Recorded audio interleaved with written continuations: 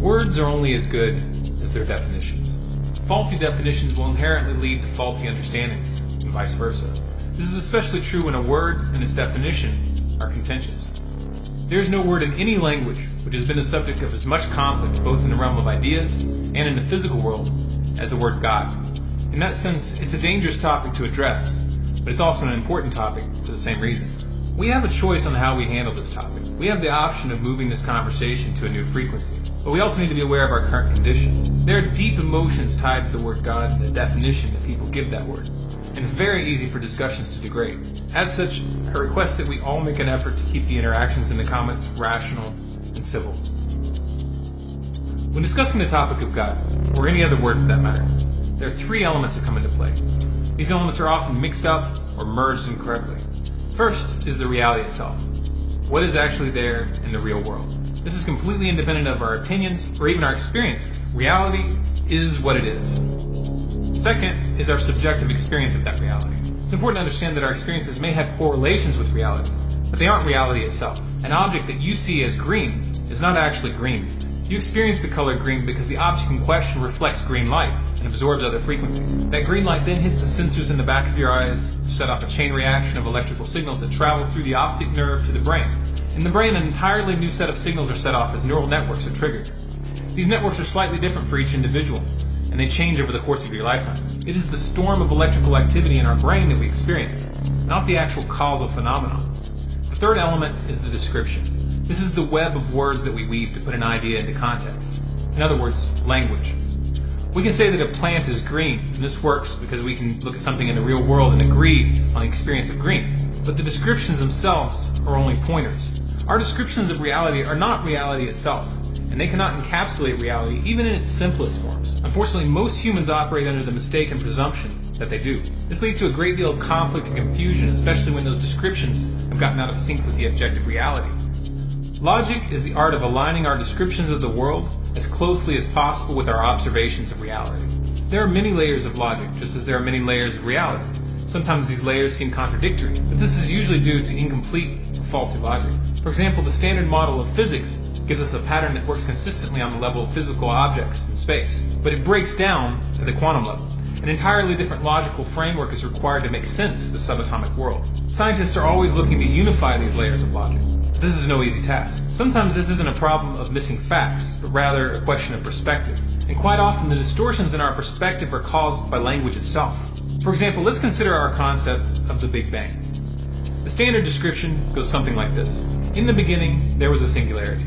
The singularity contained all of the energy of the universe. It was incredibly dense. So dense, in fact, that there was no motion, and therefore there was no time. This should be interpreted as a literal statement, since Einstein's theory of relativity shows us that time, space, and movement are all part of a single fabric. The equations that he used to demonstrate this are not just abstract, but are in fact used on a daily basis in modern technologies. For example, GPS satellites have to account for the distortion in time caused by their movement, or their coordinates would drift by an average of 7 miles per day. This phenomenon is referred to as time dilation. So in the singularity, there is no time. But in the next sentence, you'll hear people say, and then there was the Big Bang, and time and space came into existence. And this is where we begin to hit a wall with our language. If there is no time in the singularity, then it cannot be placed within our linear time-space continuum. Meaning you can't use words like before or after when referring to it. If the singularity was before the Big Bang, then it is within time. This is hard for people to get their head around because we're conditioned to think of everything in terms of before or after. But when talking about the true nature of the universe, especially at the quantum level, these concepts break down completely. As complex as this may seem, there's a way to deal with this conceptually. Singularity isn't before or after anything. The singularity is now. In fact, it's always now. It always has been, and it always will be. The most accurate watch in the world will just have the word now written across the front. Since time and space are a single fabric, and there is no time in the singularity, then there is no space in the singularity either. There is no distance. There is no separation. It cannot be observed from the outside because there is no outside. It is timeless, formless, omnipresent, and eternal, and it contains everything that has existed or will ever exist. We are not separate from this, nor could we ever be separated from it. There is nowhere we could go that would be outside of it. Viewed from this standpoint, the Big Bang, and therefore everything in this universe, is best understood as an expression of the singularity. This This way of looking at it also allows for multiple universes with multiple beginnings to exist side by side without contradiction. So how does one reconcile this timeless state with the relative universe that we perceive and interact with on a daily basis? Well, think of it like a DVD, or a DVD-ROM if you remember those.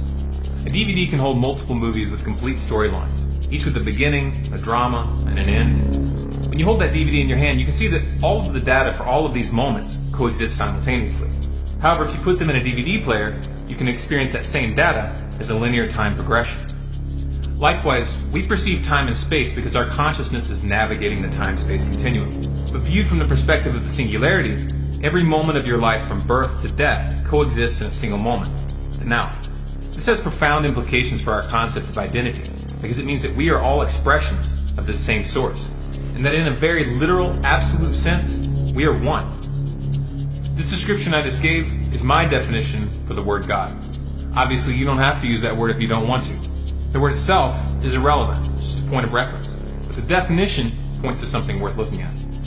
Often people ask why I refer to this as God, because at first it sounds like an impersonal force, just an elaboration of our current view of the singularity with no intelligence or consciousness. However, this would be a misconception.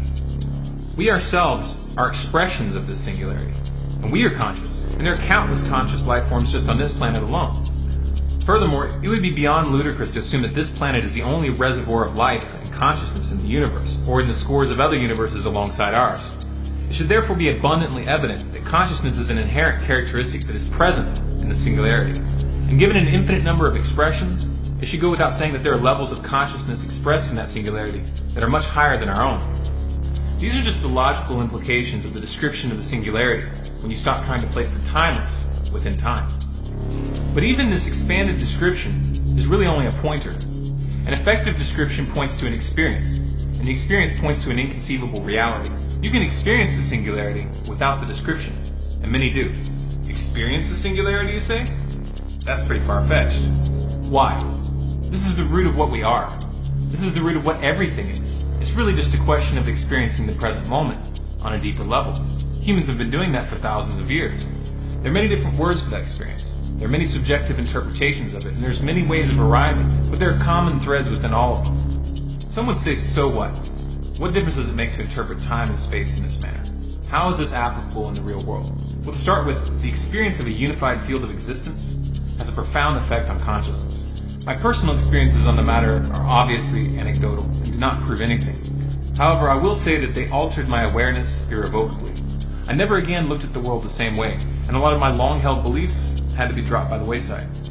My fear of death disappeared, not because of some promise of a heavenly afterlife or even reincarnation, but rather because the eternal now, that singularity that I just described, makes the annihilation of the individual self irrelevant. The destruction of the individual self is only frightening to the degree that you believe that linear time is absolute. But from the perspective of the singularity, your birth, your life, and your death coexist in that single eternal moment. Nothing is ever lost. The singularity is here, right now. We are part of it. It's where we come from, and it's what we are when form is gone.